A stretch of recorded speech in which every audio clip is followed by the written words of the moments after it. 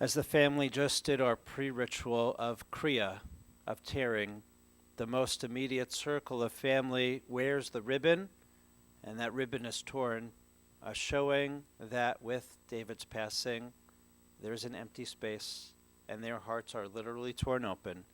And it's our hope and our prayer over the next few days of Shiva and the next month and years that the beautiful memories of the life that David has woven and shared with all of them and all of us, that those beautiful memories fill in that empty space and are able to remind us of the incredible, mensch, kind, and compassionate and loving person that he was. Mizmor LeDavid, Adonai Roi Lo Echsar, Binotesh Hayar Bitsenu Menuchot Yenahaleni, Nafshi Yeshovev Yamcheni B'Magle Tzedek L'man Shemo, Gam Ki Elech B'Geit Hamavet Lo Irara Ki Ata Imadi, Shiftecha U'Mishantecha Heme Yanachmuni, Tarok Lefanai Shulcha Neged Tzororai Dishanta V'Shem Enoshiko Sidavaya, Aktov V'Chesed Yudafuni Kol Yimei Chaya, V'Shapti B'Veit Adonai Le'orach Yamim. Began our service with chanting Psalm 23 in the Hebrew just now, and I'll ask you to join with me in the reciting of Psalm 23 in the English. The Lord is my shepherd, I shall not want. He maketh me to lie down in green pastures, he leadeth me beside still waters, he restoreth my soul. He guideth me in straight paths for his name's sake. Yea, though I walk through the valley of the shadow of death, I fear no evil, for thou art with me. Thy rod and thy staff, they comfort me. Thou preparest a table before me in the presence of mine enemies. Thou hast anointed my head with oil. My cup runneth over.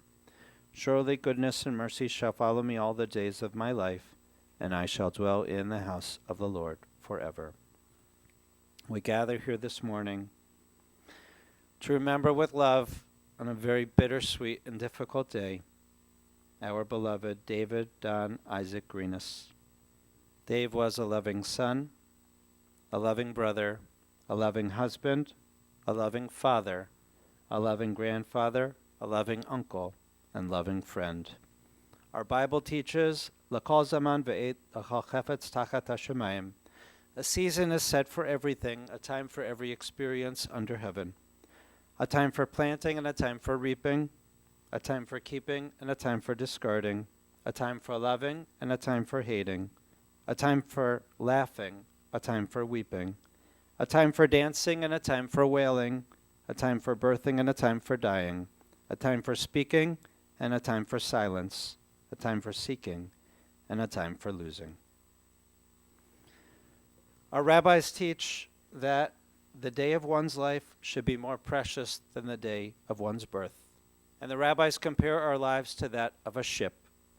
If you've ever seen a ship taking a maiden voyage, oftentimes there's much fanfare. Bands are playing, there are parades and streamers, and you can imagine the great fanfare which a ship leaves that harbor.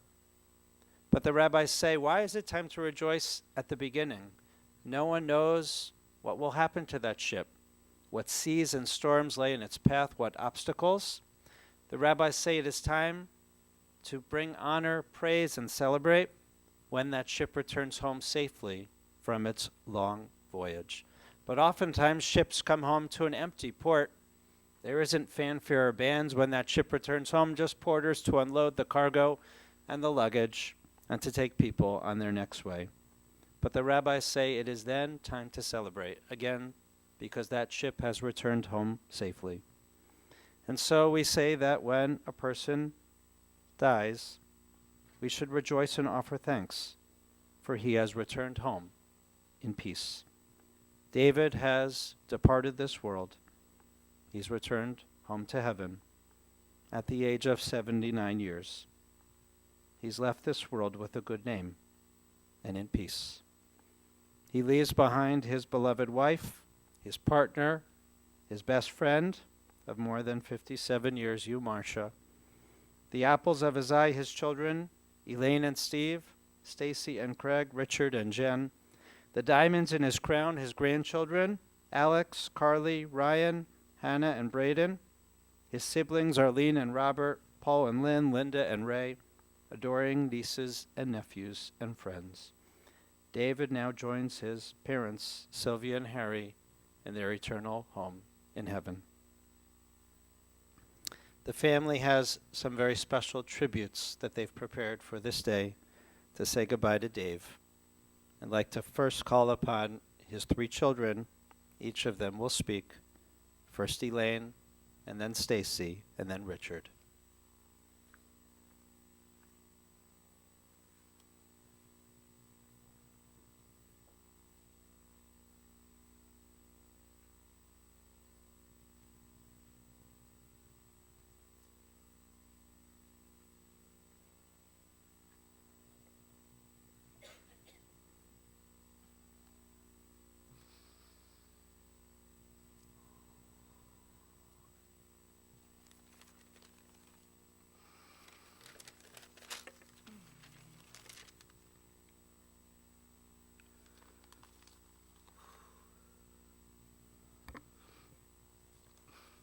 David Don Isaac Greenis, my father, my dad, my daddy. My grandparents must have known he was going to be special because, as you see, he has two middle names instead of just one. A little different, but so was he. One of our favorite things to say to Dad when we were growing up was, write a book. Whether it was a funny story or a joke that he didn't get. So, here's my story. As the oldest, I had my dad alone for just about 3 years. I don't remember much of that time. However, through stories, old photos, and Mom and Dad's memories stored in their heads, I remember. 3 years later, I had to learn to share Dad with my little sister. Not fair, she got all the attention. Now the memories are starting to kick in. I remember music, dancing on Dad's feet in the living room, riding on the green carpet sweeper, square dancing, singing crazy songs in the car, making up verses and laughing. Station wagons getting lost on our mini trips. Well, he knew where we were really going, but always made it an adventure for us. Geneva, Storybook Forest, Wild Safari, Sinking Islands, again, according to my sister. Cottage visits to family, Niagara Falls, Michigan, and Greenfield Village. I could go on and on and on.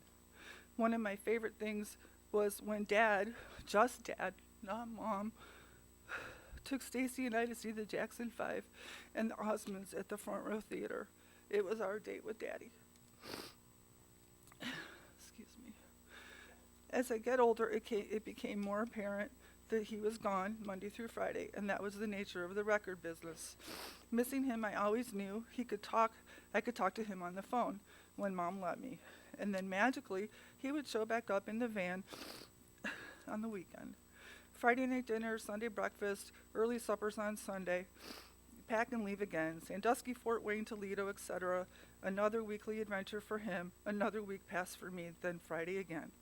Mom had to be both parents all day, all week long, and then home he came. Why are there shoes on the steps? Hang up your coats, and went on and on and on. Remembering asking Mom why he was like this, she said, well, he's in a hotel all week with a maid, and I'm not his maid. Our house is loved and lived in. Eventually, he got over it and moved with the flow. He was there for missing teeth, braces, scrapes and bruises, sometimes channeled through Mom, but he was there in my eyes. Elementary, junior high, high school, consecration, confirmation, graduation, he was always there. Graduating college, crying when I moved to San Diego, and being there when I came back. Hooking me up with Arrow to be his sidekick and travel with him. That was fun, just me and him. Some adventures we had, great meals and conversations. Although, when he wanted split pea soup and liver and onions at Cracker Barrel, I would put the menu in front of me to hide it. Yuck. Never forget the trip when Dad and I drove 2 hours to meet my now husband of 28 years, Steve. Talk about hitting it off. What a pair. Who knew I would marry someone like my father? Both history buffs, Army and war story fanatics, and Dad even tried to keep up with the sports. Rich and Dad's road trip back out west to Vegas, moving me there. Oops, I forgot about Richie. The bump in the night. Remember, my dad traveled. 10 years apart, but Dad's favorite son. 10 years apart, but Dad's favorite son forever. Dancing with my dad at my wedding, watching him smile and cry at the same time when he saw his first grandson. Over the years, I had many special moments and memories with and of my dad. One of the favorite was always watching Dad come to Mom at a party or a special mitzvah to dance. One of my favorite memories was presenting me with my talit as I became a B'nai Mitzvah 2 years ago. Recently coming to Vegas to make sure his little girl would survive heart surgery.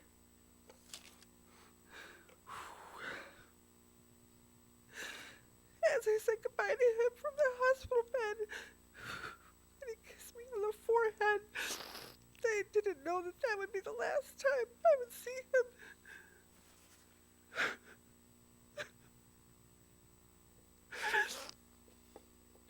Daddy, I'm sending to you big hugs, little hugs, snuggle hugs, love hugs, comfort and peace finally, and kisses forever. Until we meet again in the future and I get to read all your stories, I love you.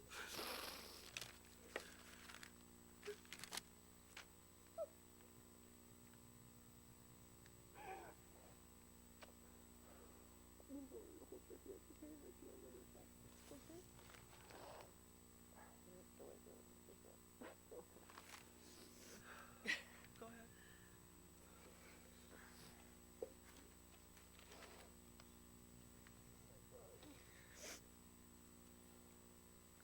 My dad was one of the most giving and kind-hearted people I know. When growing up, his job took him on, and you're going to hear repetition, his job took him on the road 5 days a week, and he came home on Fridays. I can remember sitting on the railing of the front steps, waiting for him to come down the street. He had a sweet tooth and loved candy, so we always brought home candy cigarettes and the candy buttons on the paper that you had to pull off to eat, and you might as well not have pulled them off because you ate the paper anyways. He was only home for the weekend, so we tended to spend that time together as a family. We'd wake up and Mom and Dad would say, "We're going on a drive." We'd often go get food and go to a park and have picnics, go strawberry picking or apple picking. One time I can remember we were up near Port Clinton and they wanted to go to Kelly's Island.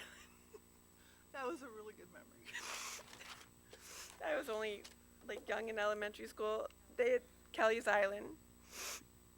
They had said we would put our car on the ferry and we could drive around on the island. Well, I had seen a movie when I was really young in elementary, and I was young then, and about these 5 kids who are on an island that looked pretty small. And I thought I threw a fit because I was desperately afraid that the island would sink. Not the ferry, but the island. So we didn't go. I guess it's like people who are terrified to fly. On the plane. So now I go to the island with my friends, and I don't think my mom has ever gone to the island with my I'm sorry. Many times we ended at Geneva on the lake, and we went on kiddie rides, ate at Capo's Pizza slices, which were huge, played putt-putt, and you cannot forget sitting at Fascination, rolling those balls when the kids said, "Roll 'em!" We played for hours to get those tickets like you do at Chuck E. Cheese, just to get a little prize. I used to think it took forever to get there to Geneva on the Lake, and now I drive every day to Geneva since that's where I teach. My dad wasn't home when my mom went into labor with me, so my Uncle Mark, who lived around the corner, took my mom to Mount Sinai Hospital with a gun in his car because of the Huff riots. He got pulled over, and the cop said, "Taking your wife to have a baby?" She said, She ain't my wife." My mom told me that my dad had a feeling that I was going to be born, and he turned around from Indiana and came home. Ever since then, my dad has been there for me. You see, when I went to college at University of Toledo, my dad's job servicing the stores took him to Toledo as well. He stayed in a hotel all week and was only 20 minutes away from me. He'd check in with me and take me out for good food. Since Mom was allergic to fish and seafood, this is when I learned to eat shrimp, crab legs, and lobster. So Craig, thank my dad for my real expensive taste in food.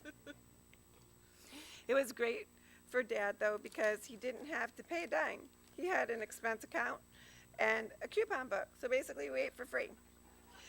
So he took care of me in Toledo. He brought me things from home, and my mom said he checked with her every night to see if I was okay and if I needed anything. Then in my senior year, I needed a car for student teaching, so my Uncle Stuart gave me my cousin's bright banana yellow Camaro. My mom and dad went to Chicago and got the car and brought it to me in Toledo. One day, I got out of class and I had a flat tire. I didn't know anything about changing a tire, so I called my dad. He would do anything for me while I was at Toledo in time of need, right? What does he say in between my tears about having this flat tire? He tells me to change it. I don't know how to change a tire. He goes, what do you think that card is in your purse that says AAA on it? So honestly, though, my dad would offer to drive anywhere at any time, do anything, and yeah, even since I've been married. It was to the point that if Craig and I were somewhere and I didn't want to leave, and Craig did, Craig would say, I know, I'll call my daddy, and he would come. In my junior year of college, I got to grow a frog. It came in the mail as a tadpole. And you feed it and you watch it grow. It's an African water bullfrog. Well, I named it Booger. After I graduated, I lived at home until I got married to Craig. And the frog was in a big aquarium tank by itself in the dining room. My dad fell in love with the frog, and he began to take care of it, kind of like when your kids want a dog. He taught it to eat off a spoon and used a rubber band and dragged it around the outside of the tank to make it follow it. I don't know, maybe he thought that frogs ate worms. I don't know. So the frog lived to be 25 years old, and Mom hated that frog because it croaked so loud. But it was my dad's frog because Craig said it had to stay with my dad when we got married. Mom said when they watched Shelby, our dog, that she couldn't sleep because Dad would snore, Shelby would snore, and Booger would croak. When Booger died, we had a funeral for him in my parents' backyard. My dad was a fantastic grandfather to all of the grandkids. My kids, Carly and Ryan, were especially lucky because they got to spend the most time with him since we live in Cleveland. He'd take them to the zoo, to an alpaca farm, to parks, on the good time, to see the large ships. He'd play with them on the floor, build towers with those big cardboard bricks that you played with in kindergarten. He was a very special pop to them, not to mention to my dog Shelby. I have one last thing to share about my dad. He got picked on a lot by everybody, but took it in jest. He said things that were so ridiculous sometimes that we came up with the saying, write a book. This is one of my favorite stories about my dad. Maybe this is where I get some of my spaciness from. I don't know. My dad could not tell jokes. He screwed up the punchline every time. This is the one joke that will stay with all of us forever. By the way, I have permission from the rabbi to tell this joke. So the joke goes, there is a bear and a rabbit in the woods. And the bear says to the rabbit, does your shit stick to your fur? And the rabbit said yes. So the bear picks up the rabbit and wipes his ass. But when Dad tries to tell this joke, he says, there is a bear and a rabbit in the woods.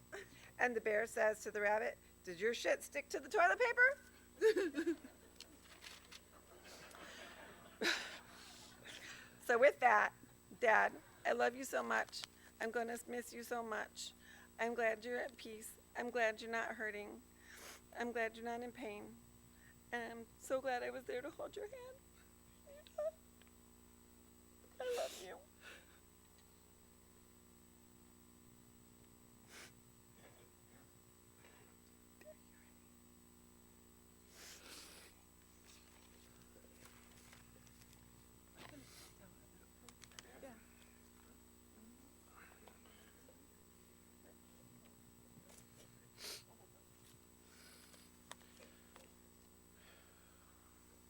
As I have had the time and the chance to think about my father, so many different memories came to my mind.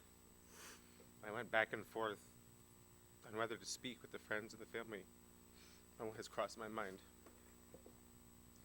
At first I decided that I would not speak, but then as some time passed, I decided that I wanted to share some of my memories, because they seem to be those that really sum up my dad and the kind of man I think he really was. But yes, there are still some of those that, of course, I'm going to keep private, as those are the ones that are extremely special to me, and they stem from conversations that were between just me and him, and I believe those truly were ours.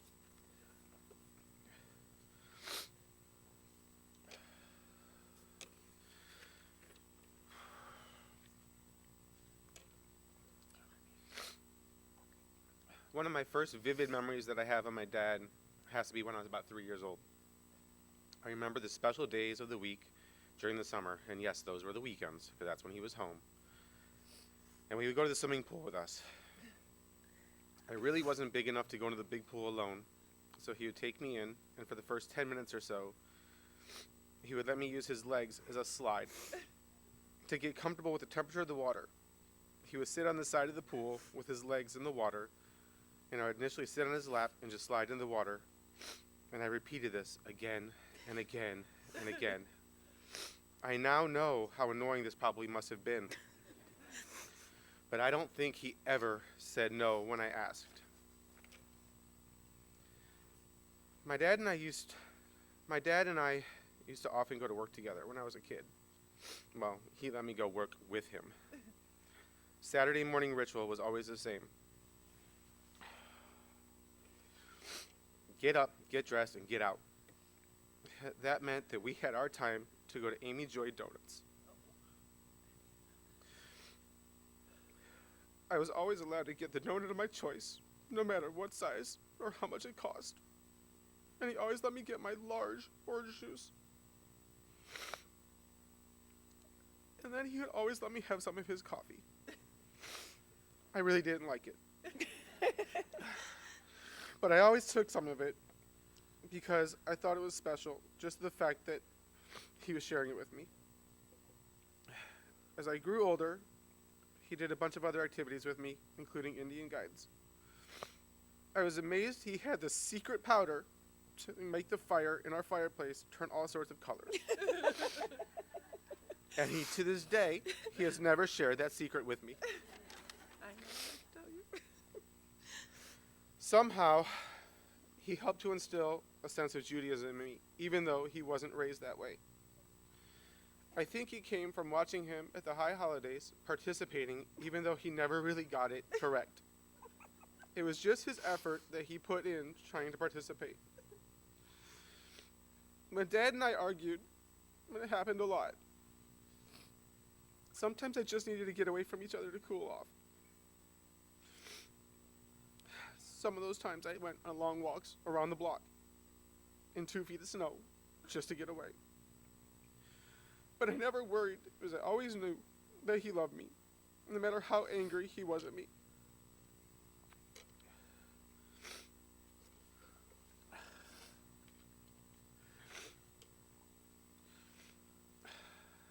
Once I got older, my dad had gotten approval for me to travel with him on his weekly trips when I was on my school vacations.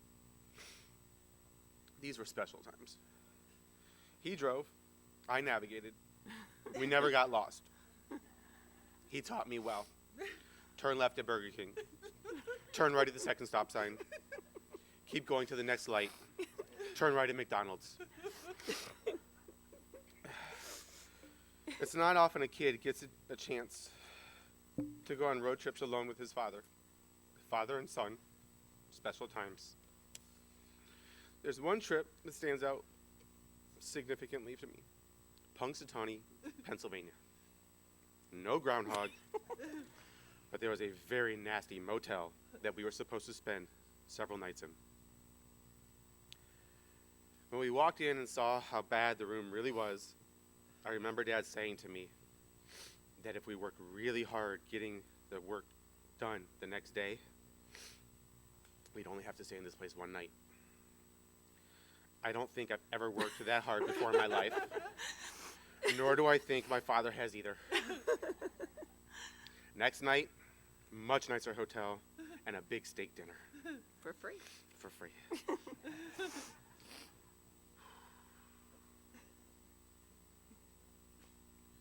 My proudest memory of my dad, and the last one that I'm going to share with you, is when he came to visit me in Las Vegas. It was June of 1998. I believe it was Father's Day. My dad came into my apartment, walked around, asked me a few middle-of-the-day questions, and just had a relaxed conversation with me. Then he did it. He dropped the bomb. He walked up to me. He put his arms around me, gave me the best hug that he had ever given me. And my dad was not a very good hugger. He looked me in the eye and told me how proud he was of me. What I want him to know, because I never really told him, is that I was proud to have a dad like him. He trusted me, something that always held true in my heart, knowing that fact. He trusted me. He was a caring, accepting, loving man to his wife, his children and their spouses, and especially all of his grandchildren. We all feel blessed to have had Dad in our lives. We're really gonna miss him dearly.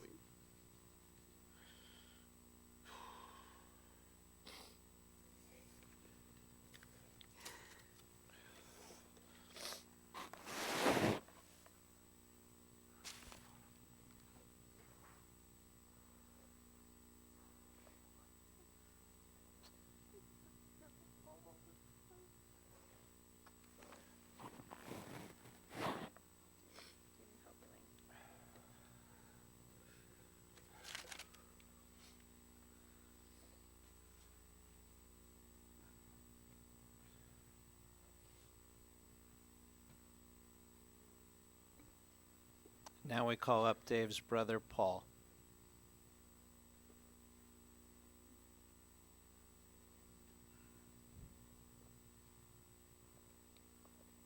And after Paul, two of David's grandchildren, Alex and Carly, will also share tributes.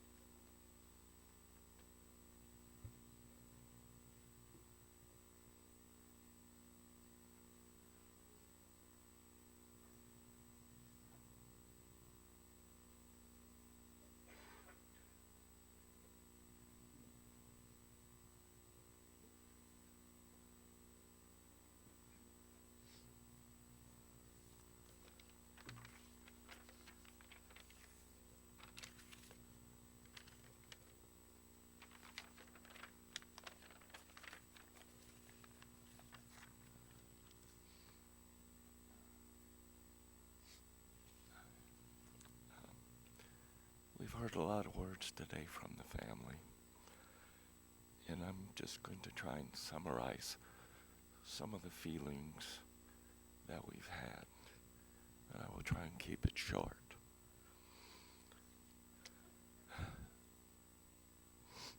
To many, Marcia is Marcia.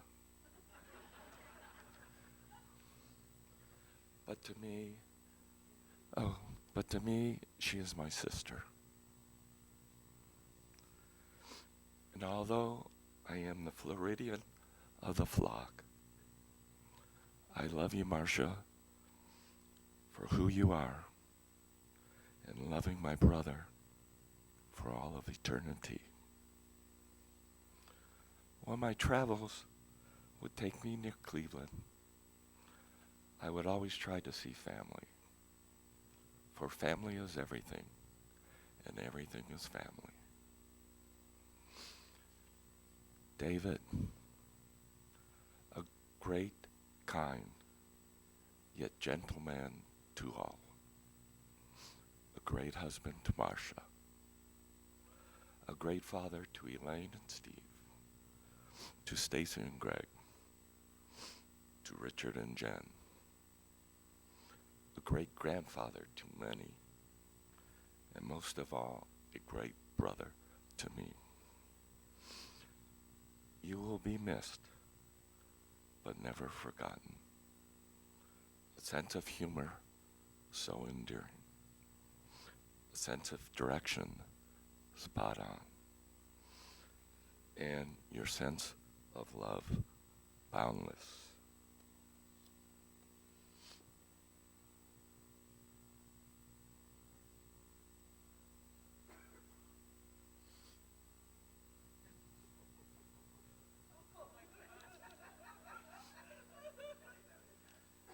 And a message from the God of Israel, Jehovah, and you have to excuse me, Wawi, Yahweh, to my beloved brother David.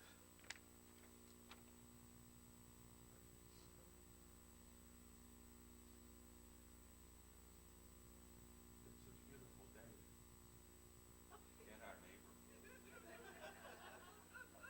day in our neighborhood. It's a beautiful day in our neighborhood.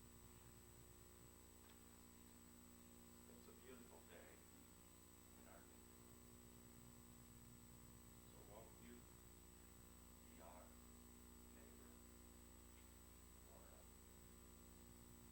Your loving brother. It's a good family thing that we do. And bless.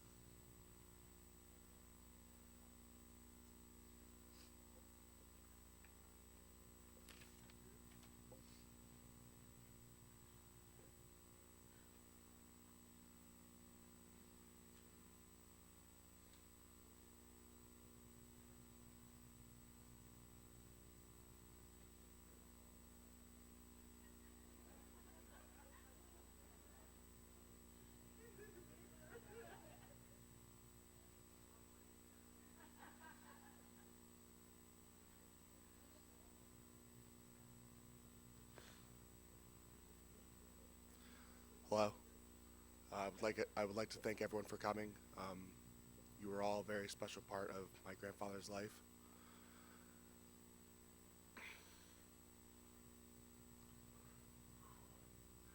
One of the things that I'm going to keep this very short and sweet, but one of the things that my grandfather taught me was to always be yourself, no matter what. No matter what people say, no matter how they react.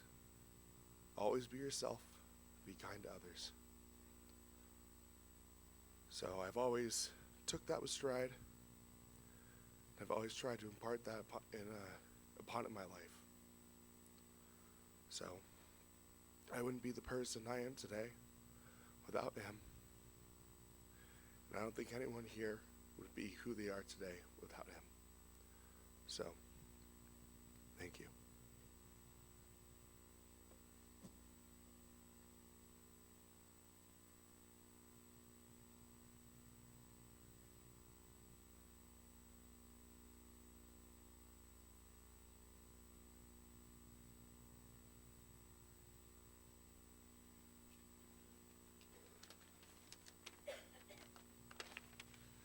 Okay, so the last time I gave a speech was at my bat mitzvah, so bear with me. So this one's for Pop. So Pop was the best grandpa us grandchildren could ask for. He was always there for us when we needed him, whether it would be to pick us up from school when we were sick or if we just needed a good old-fashioned laugh. Pop was a funny guy. He loved to mess around and tell us jokes. He would read me the comics at the bottom of the paper when I slept over every morning, and if I weren't there, he would bring them over to my house to show me. Pop taught us the goofiest songs, but they never left our mind. I remember sleeping over Nana and Pop's with my brother Ryan. Oh, by the way, if you didn't know, he wasn't my grandfather, he was my Pop. Pop would let us sleep in his bed, and would turn on Channel 64 for us, which was a Disney channel, and he would tuck us in. In the morning, he would be making us a special breakfast, such as French toast or pancakes, and he always had the little TV on in the kitchen while he was cooking. Pop loved games. He taught all the grandchildren how to play. He showed us card games such as Concentration, Crazy Eights, and Goldfish. Other games we played with Pop were pick-up sticks and Jenga. Pop had many hobbies, but one thing he loved to do was build puzzles. Pop would take his time putting together puzzles, and when he was done, he would Mod Podge them together and frame it. They were his work of art, and he did many puzzles. Pop took us everywhere and anywhere. We went to the zoo, to movies, to the splash park. Once we even went to an alpaca farm, just 'cause he knew the people, and we played with alpacas. Pop would do anything for his grandchildren. He always made sure we were happy and having a good time. Pop knew everyone, and everyone knew Pop. If you knew Pop, you know he would bring a smile to anyone's face. He was always positive in my eyes. He was there for you, and he loved to share his knowledge. He loved his family and would do anything for any one of us. I miss him already so much, but he will always be in my heart. I love you, Pop, and I know you're in a better place and watching over all of us now.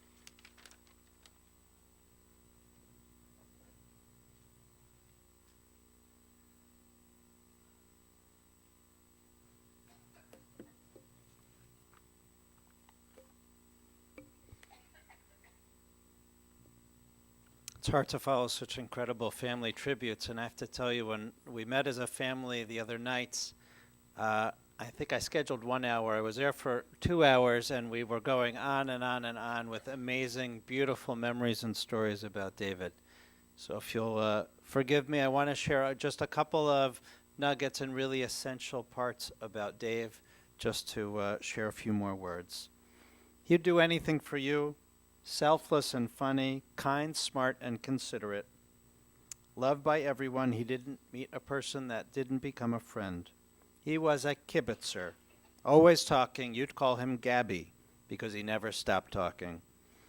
He was a fighter, strong, overcoming and persevering health challenges, his recurring cancer, always fighting for more time, always a smile on his face, always happy. David enjoyed life, and he enjoyed sleeping in his chair. He had a good head of hair. He was very charismatic and a great smile. He lived for family, as you heard. Born and raised here in Cleveland on Hopkins and Glenville, he went to Chesterfield Elementary and then Glenville High, and he studied at Fenn College. The family, with 4 kids, squeezed into a 2-bedroom, 1-bathroom home with the grandparents living upstairs. Arlene and Dave slept in the same room. He once played hooky, leaving school early to go to the grocery store in the corner, and used up all of his saving money in the gumball machine trying to get the winner. All of those gumballs kept rolling from underneath his bed, giving away his secret. He had a paper route as a child, but he didn't like delivering papers. It didn't like collecting the fee. So his siblings did it for him, but he sure liked the profits. Growing up, the family attended Silver's Temple. They'd go to temple in the morning and then go roller skating. Sundays, you'd walk down to the art museum and take art classes. As you heard from Paul, the siblings were always so close, and whenever some of them lived very close to each other, and the ones from out of town, whenever they come, Dave would give them tours of Cleveland. Dave served in the Army. Proud of his service to our country, he loved the Army. He was an MP, a member of the military police. And when he was stationed at Fort Bragg in North Carolina with his Marcia, he had some interesting experiences there. Though he didn't like guns, he loved the Army. He was a member of a unit called STRAC, Strong, Tough, Ready, Around-the-Clock Force Team, of which Marcia had some more colorful nicknames for it. One time, Strack was called to protect at a protest rally in the South, and Dave was hit in the leg by a Molotov cocktail. He was fine, but he asked his commanding officer for the Purple Heart. Marcia and David were fixed up. You went bowling on your first date. As Marcia told me, he was a very good bowler, but I still beat him. You told me that night there was just an instant connection. You knew you were meant for each other. It was just natural. And from that point on, you were always together. You said that David bought you a little ring from the quarter bubble machine, and that was what he used to propose to you. And you were his. He was yours. You are married on September 24th, 1961, and we say the rest is history. Bowling, racquetball, traveling to Toronto, those jigsaw puzzles, sitting on your chairs, watching TV together, going for rides and eating, just loving being together. You had those famous open house Sunday night sex discussion dinner groups where the kids could bring up anything. They could tell dirty jokes, but as long as they promised not to tell them afterwards, and they could bring a friend and ask you any questions. It was open game. I wish I knew you back then. When you'd sit as a family to eat dinner in the dining room, and someone would ask to pass the salt and it didn't make it to you, you know how you pass it and the person takes it and uses it? He'd tell you they'd shoot you in the military if you did this. He was loving and a caring dad. He often didn't say, I love you, but you knew how much he meant it.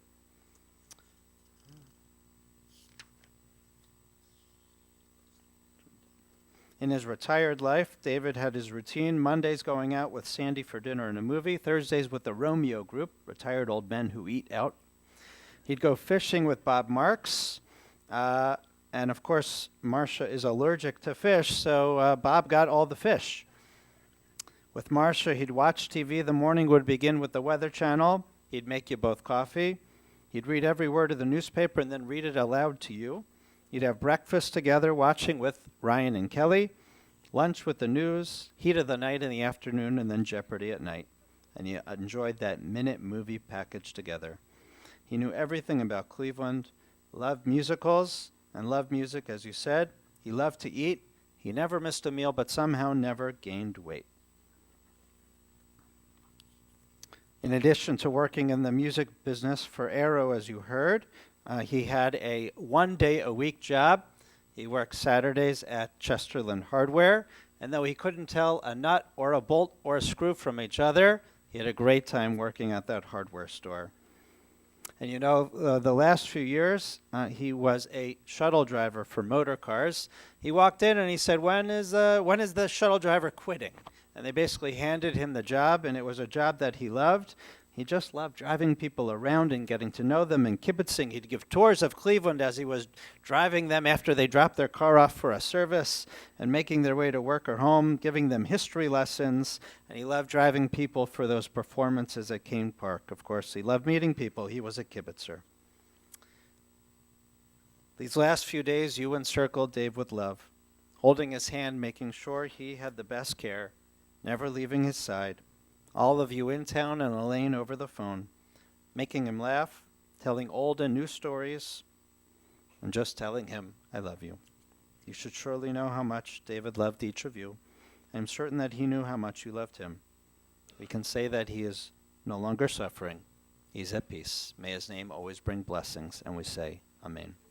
We'll rise now for the memorial prayer in Hebrew and in English.